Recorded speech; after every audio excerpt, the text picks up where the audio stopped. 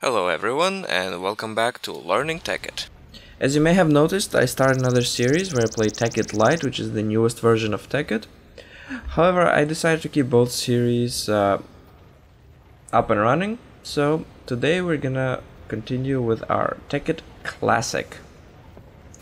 And when I left you last time, we finished automated construction of carbon fiber, and what I've noticed that if all my queries keep running for a while, they overfill my macerators.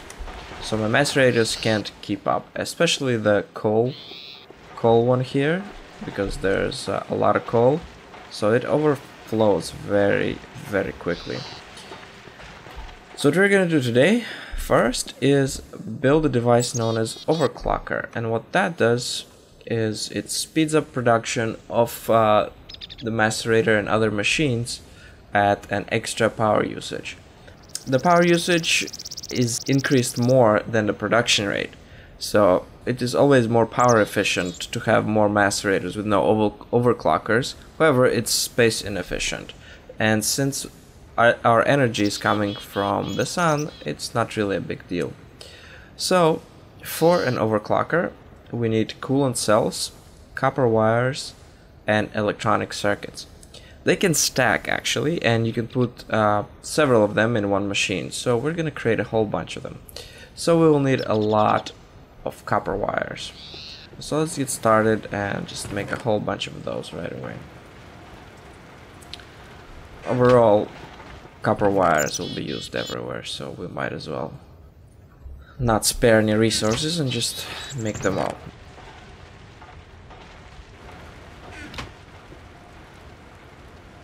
Alright, let's just make everything we can, which is, we need more rubber. I will just make half. Right, and whoa, I did not know to do that. Okay, I guess since we have wire, we might as well cover it.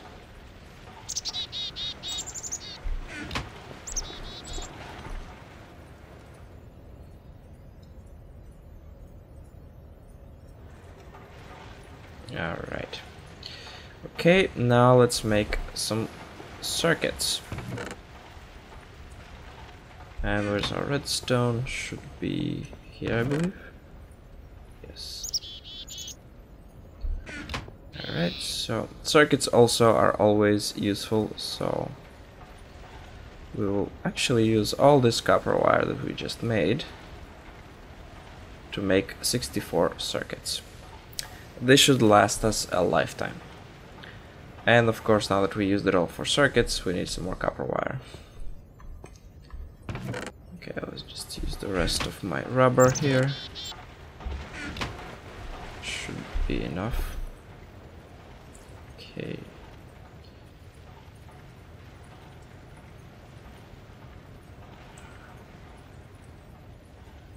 Alright, this will be plenty. Okay, so next thing, coolant cells, and those are produced with water cells, which are produced by filling an empty cell with water, and for an empty cell we just need 4 tin. Tin is here, so let's get... Yeah, I think we'll not make too many... Oops, what did I just do?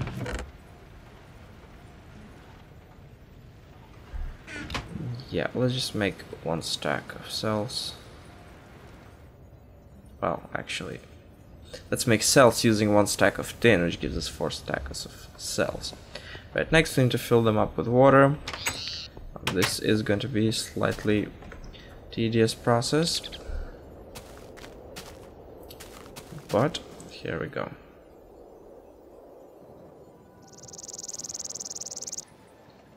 Alright. Oh, we actually got more than I expected. No, we didn't. 63. Where did 1 cell go? We've been cheated. And there you go, 64. 1 stack of water cells. And to make them coolant cells, all we do is we just put them in a compressor. So let's just do that. I guess I should break this.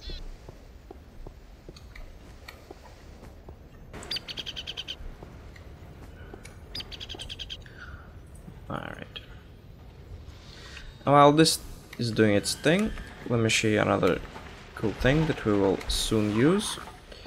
And it's a saw.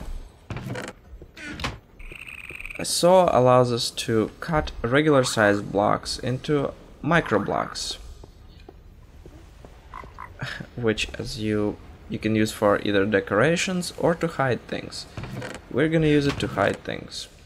And you can make saw from any material, any gems like diamonds, emeralds, rubies, or sapphires. However, we're gonna make diamond because it has the most durability, and we don't want to keep making saws whenever we need them. We just want to have them. And we actually need iron, 2 pieces of iron as well. There we go. Okay, so it's 3 sticks on the top, 2 pieces of iron, and diamonds.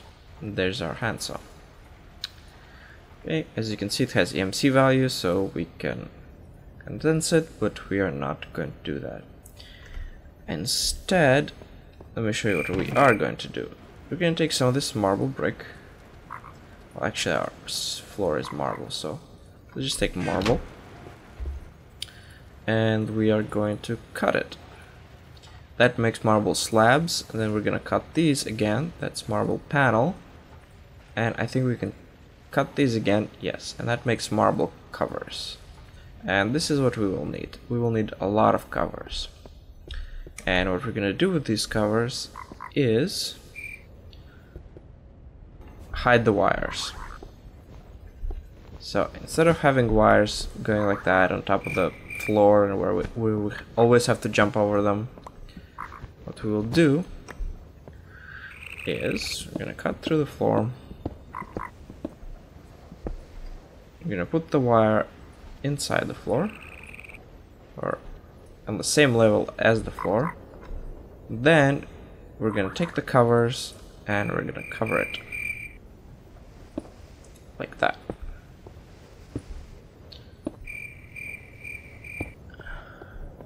We can actually put them all over the floor, but then they will take up a block, so we can't put machines there. And well, now we can normally walk without any problems, instead of constantly jumping over it.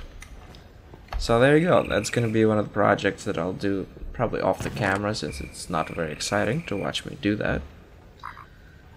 So next time expect to have nice floor. Alright, let's see.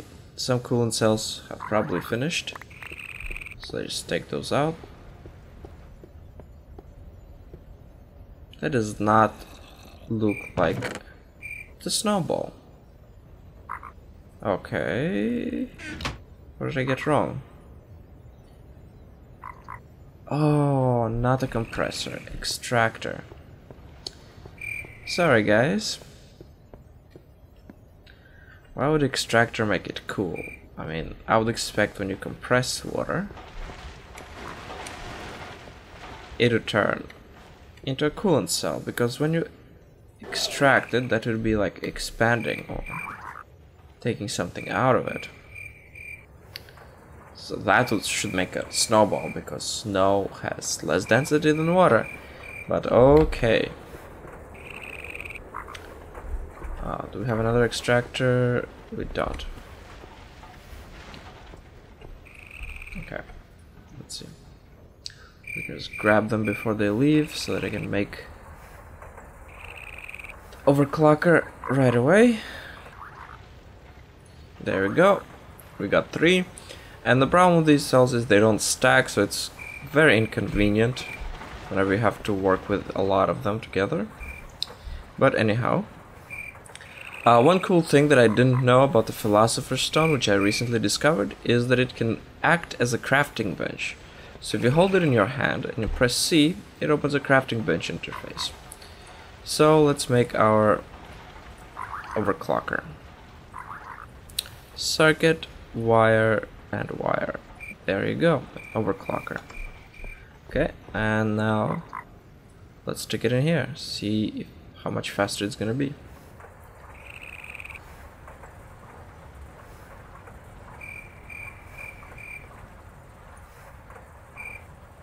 significantly faster, as you can see. Alright, let's just make a few more and I'll be right back. Alright, I made a whole bunch of them. However, my power reserves are only enough to run this extractor with 2 overclockers. As soon as I put in 3, it kind of runs out of power after some time.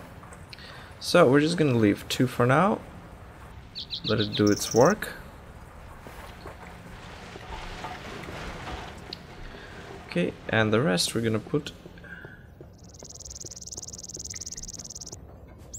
in our coal macerator here. Let's also put 2. Actually, our battery box is running out of power completely. So this means we need to create more solar panels. Let's just go outside and take a quick look.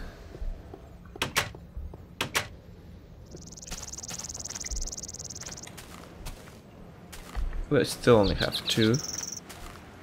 And we have no power whatsoever when all the machines are running.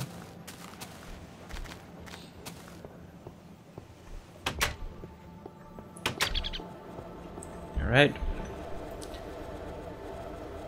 So that's that. Now another cool thing, which I haven't used before, is a project table.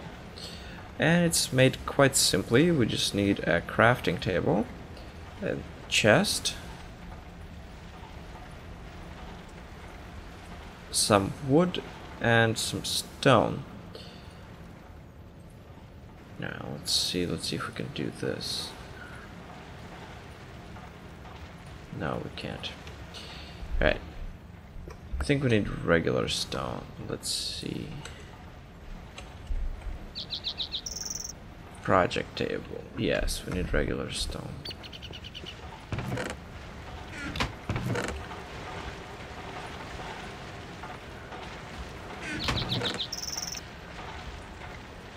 Alright, brace yourselves, guys. There you go. It's gonna be more than enough. Okay. So it goes like this: crafting table in the middle, chest on the bottom, 3 stone, and 2 wood on each side.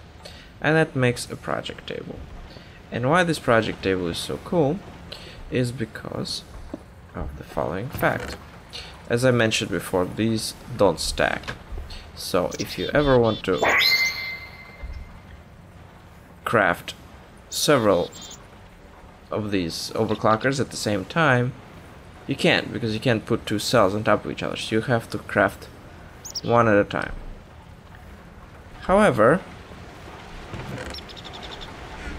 I'll just get rid of some of these stuff. There we go. Take me a few more cells. Alright. However, project table has its own inventory, so it'll pull items out of this inventory first to create the recipe that you specify here. And then if there are no items, then it'll pull items from here. So let's do that. Let's make a recipe, and if we exit it and come back, the recipe is still there. So that's another awesome thing. If you started building a recipe for something and then you forgot what you needed in a regular crafting table, you would have to exit, all your items would fall out, and then you have to pretty much start over. Right, so let's just put all our materials here, and if we exit and go back in, they're still there. And here we only actually need 1. We can just leave the rest there. And now we can just click Overclocker, and as you can see, it took the 3 cells. Still, the space is very limited, but it's still faster than constantly putting all the items that you need in the recipe in this space. You can shift click them in there. You actually have to drag and put. While with this inventory, you can just shift click and it goes right in there. So if you do that, I didn't have enough of 1. If you do shift click, it'll use up all the items that it can. Let's just double check that. See if we put exactly 6. and shift click, it'll use up those cells as well. So have to be careful there. Just make everything good enough. So we have 11 overclockers. That's gonna last a lifetime. Where should we put them? I guess this is gonna be our machine stuff, so we're gonna put it here.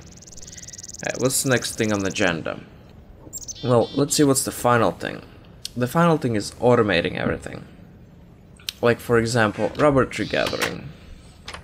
I want to automate that. I don't want to constantly keep going there whenever I need rubber, tapping it, and then bring it back here. I want it to be automatic. The problem with that is, however, since the forestry mod was removed, you can't really automate that. And these rubber trees don't behave as other trees. So, for example, in Red Power mod, you can... There's a machine called deployer. What it does is you put an item in it, and then it simulates a player clicking that item on the block in front. And those can be used, for example, to plant seeds or saplings, or to use bone meal on the seed. So basically, using the deployer, it is very easy to create an automatic wheat farm. So you have two deployers, one will plant the seed, the second one will hit it with bone meal, and then there's another machine which can harvest it. However, it doesn't work with these trees. Let's say if I put a tree tab in the deployer and then I face it the rubber tree with a sticky resin sticking out, and I operate it, nothing will happen. It will not harvest the sticky resin, which is really unfortunate. Also, the deployer, if we put a sapling of the rubber tree on the ground and we put the deployer in front of it and we try to hit it with bone meal through a deployer, it will not work either. So the only way to automate this is to actually make a large tree farm where saplings get planted by the deployers, and then there's a complicated machine which goes from ground up and harvests each of the woods and then sends the woods to the extractor, because we can obtain sticky resin by or rubber, not sure, by extracting it from wood directly. However, that process is going to be very slow, but it's the only way to automate this. And I guess that's what we're going to keep in mind as our long-term goal for this whole thing. Alright, now let's send this. Piping system. How many cells do we have? 1, 2, 3, 1, 2, 3. Perfect. Okay, so let's just finish up the overclockers. 1, 2. Let's make all 3. Just leave that there. Excellent. And we can put our saw here, and I'm pretty sure it's gonna repair itself, of course. Excellent. Alright, that's it for this episode. I hope you enjoyed, guys. Next episode we're gonna start with red power stuff. Thank you for watching. I hope you enjoyed this video. Please leave a like, comment, and subscribe. I'll see you again next time. Bye.